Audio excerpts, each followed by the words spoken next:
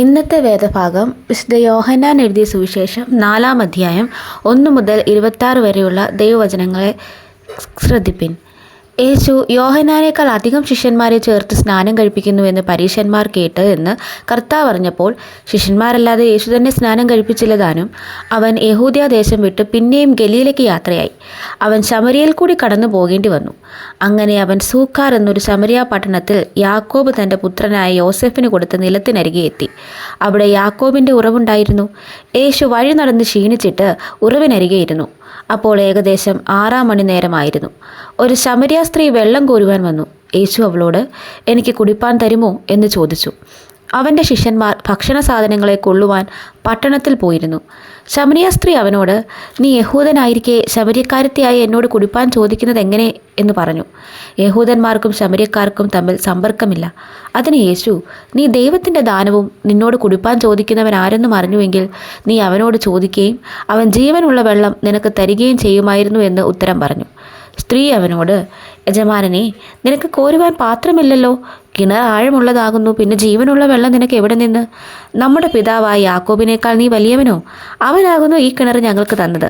അവനും അവൻ്റെ മക്കളും മൃഗങ്ങളും ഇതിലെ വെള്ളം കുടിച്ചു പോന്നു എന്ന് പറഞ്ഞു. യേശു അവളോട്, ഈ വെള്ളം കുടിക്കുന്നവനെല്ലാം പിന്നെയും ദാഹിക്കും.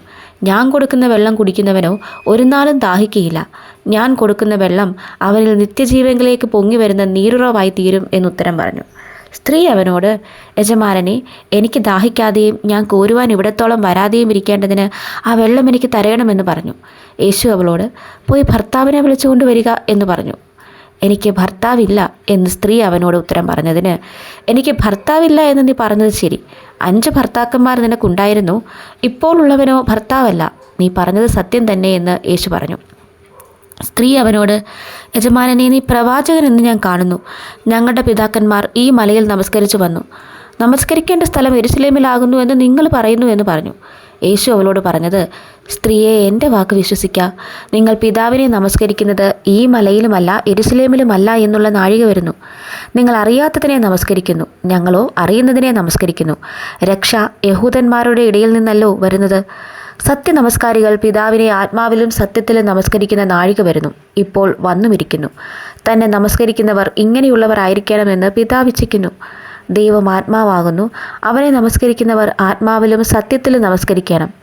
സ്ത്രീ അവനോട്, മസിഹ എന്ന് വെച്ചാൽ ക്രിസ്തു വരുന്നു എന്ന് ഞാൻ അറിയുന്നു. അവൻ വരുമ്പോൾ സകലവും അറിയിച്ചു തരും എന്ന് പറഞ്ഞു. യേശു അവളോട്, നിന്നോട് സംസാരിക്കുന്ന ഞാൻ തന്നെ മസിഹ എന്ന് പറഞ്ഞു. ഈ വചനങ്ങളാൽ ദൈവം നമ്മെ ഇവരെയും അനുഗ്രഹിക്കുമാറാകട്ടെ.